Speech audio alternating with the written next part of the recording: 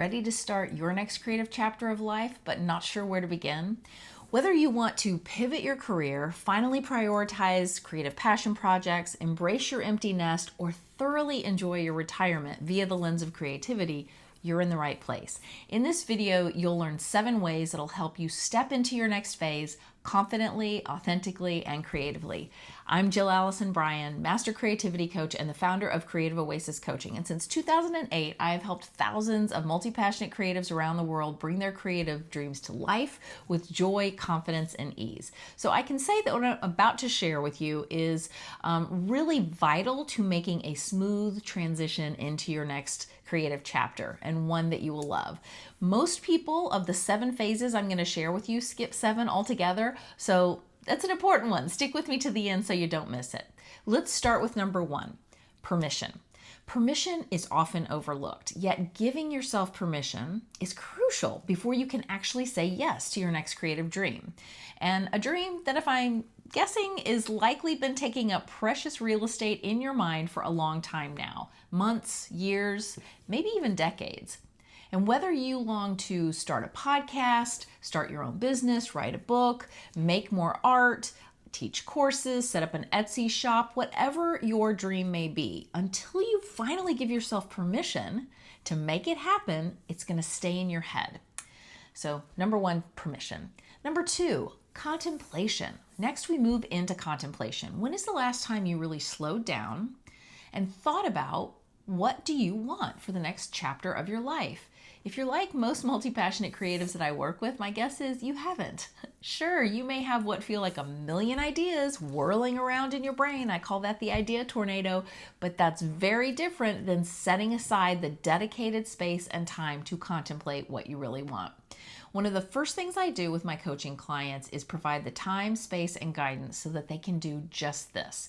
And in order to assure that your next phase of life feels the most authentic and aligned that it possibly can, you need to ask yourself, what do I want? What do I want that to truly look like? And yet so often we don't.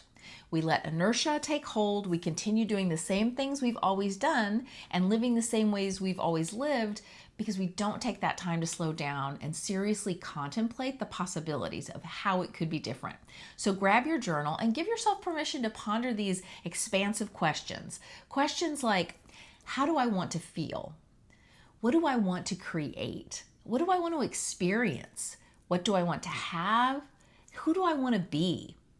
We tend to focus on actions, like what do I want to do and what are the results that I want to create, but really and truly to create a life that you love, give yourself permission to first think about and approach it in a more expansive, holistic way. So inward contemplation is a great place to start. Next phase that we go into after contemplation is exploration.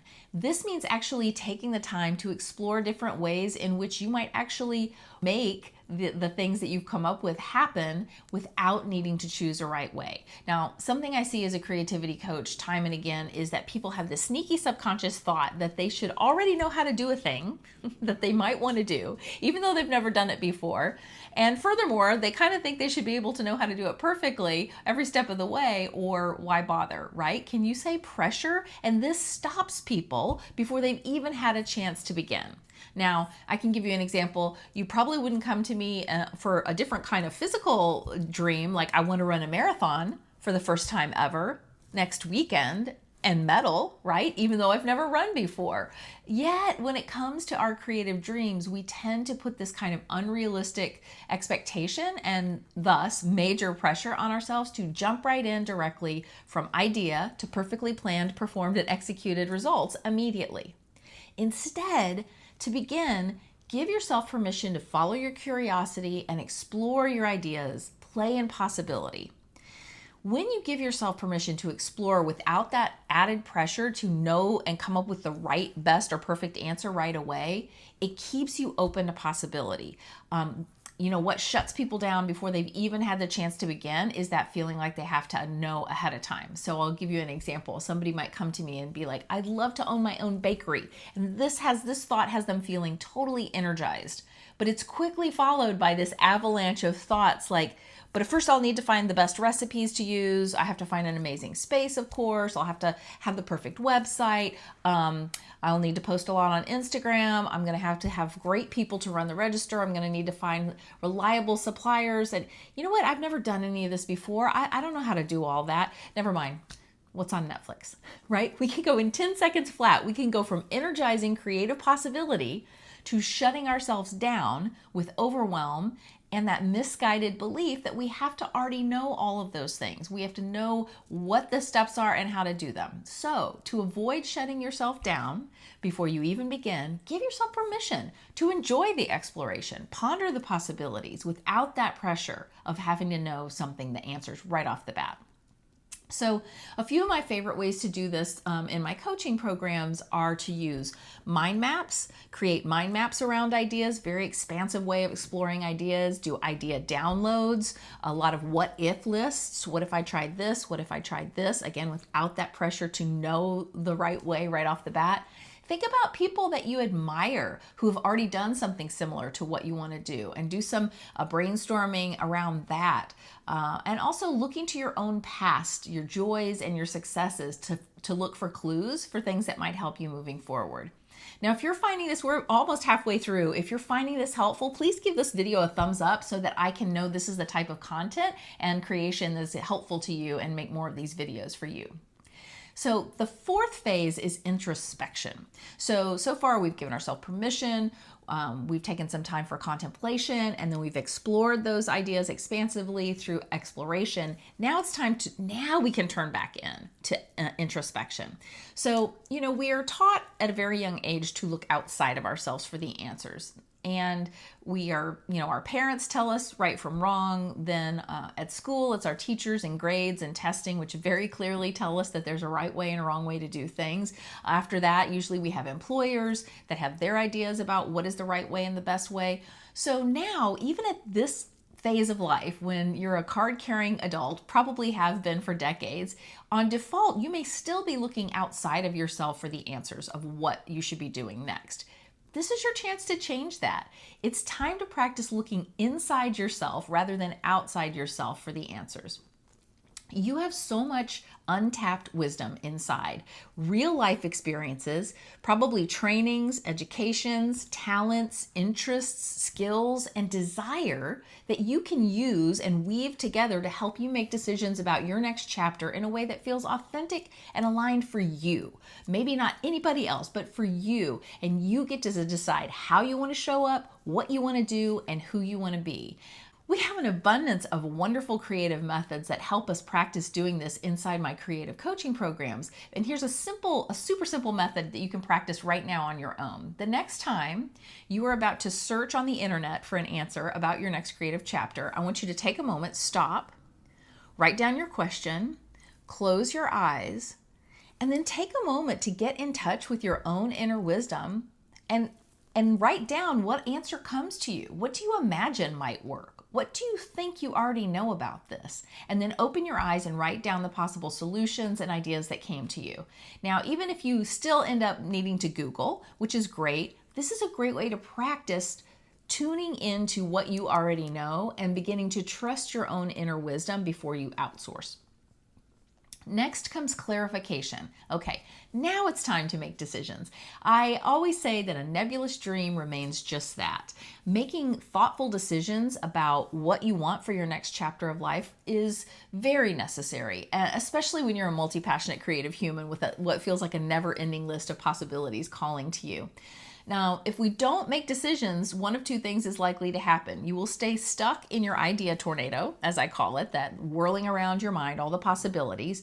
Or if you're not stuck, you'll start take random actions with no purpose and no plan. The old kind of throwing spaghetti at the wall to see what sticks theme or method, and that just usually leads to frustration and a messy wall. So during the clarification phase is when you get to make intentional decisions and choices about the specifics of what you want your next chapter to hold. So this is a time to even start categorizing your projects, passions, and pursuits that are calling to you. So in my coaching programs, we start by dividing it just into two categories, possibility groups. One is a list of projects or ideas that we know that we're going to want to spend time, energy, and resources on right away.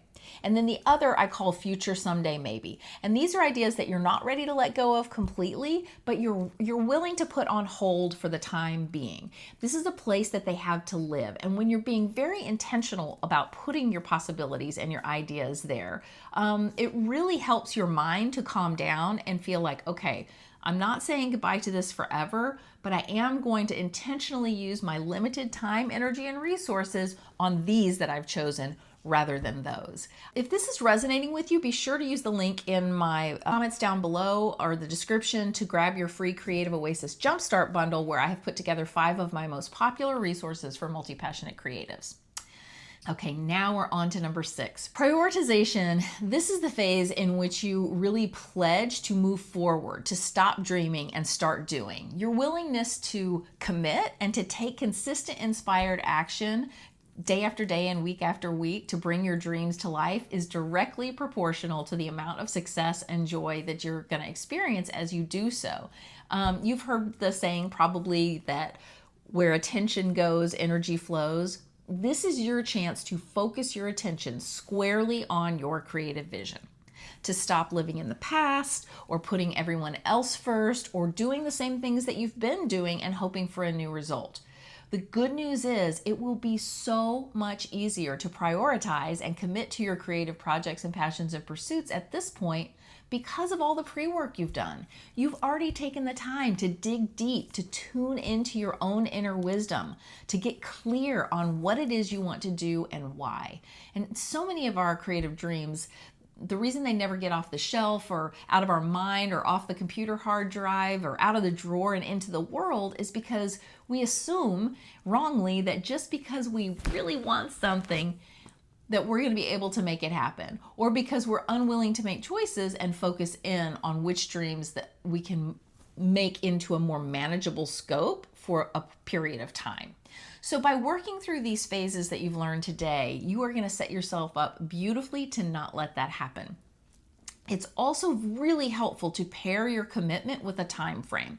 So as the case in my coaching programs is, we spend the first few weeks working through these phases that I've just shared with you to create, again, a crystal clear vision for our next creative chapter. And then we spend the next 6 months taking that consistent, inspired, weekly, daily action to turn the vision into reality. Now, I told you at the beginning of this video that step 7, the last phase, is the one that most people skip.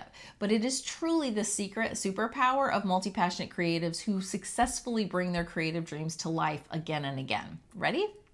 Evaluation.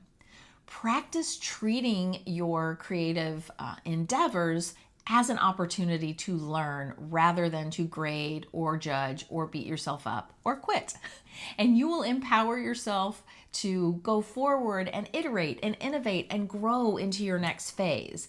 Here's the truth that no one likes to talk about. You will absolutely make mistakes. You will absolutely even outright fail. And this isn't a problem. It just means that you're a human being. It's all part of the process. And once you decide ahead of time that it's not a reason to quit and that you're going to evaluate and intentionally learn whatever you can from whatever comes or whatever, results happen, you set yourself up to experience all of that creative joy, success, and ease that I keep talking about. So a super simple 3-step evaluation that you can use is what worked well, what didn't work well, and what will I do differently next time?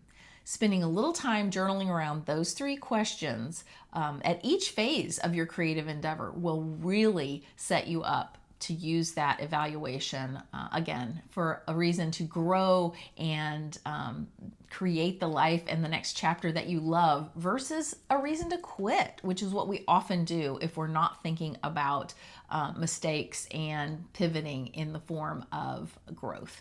So to wrap up, if you're standing on or soon to be standing on a creative crossroads, moving intentionally through these 7 phases that I've shared in this video is going to help you set yourself up for that next chapter of life confidently, authentically, and creatively. If you learned things in this video that resonated with you, if you're ready to delve deeper into Creative Oasis Coaching, be sure to use the link in the description to request your free Creative Oasis Jumpstart Bundle. You get instant access to all 5 of my most popular resources that I created to help multi-passionate creatives move from overwhelmed inaction to inspired creative action. And if you know you're ready for more personalized support by working with me possibly in one of my Creative Oasis coaching programs, then use the link below to schedule a one-on-one Creative Oasis clarity call and let's talk. And until next time, I'll leave you with my philosophy, which is this: when you give yourself permission to go all in and say yes to your next creative chapter of life, you will be a more healthy, happy, fulfilled human, and the world will be a better, brighter place. Okay, see you next time.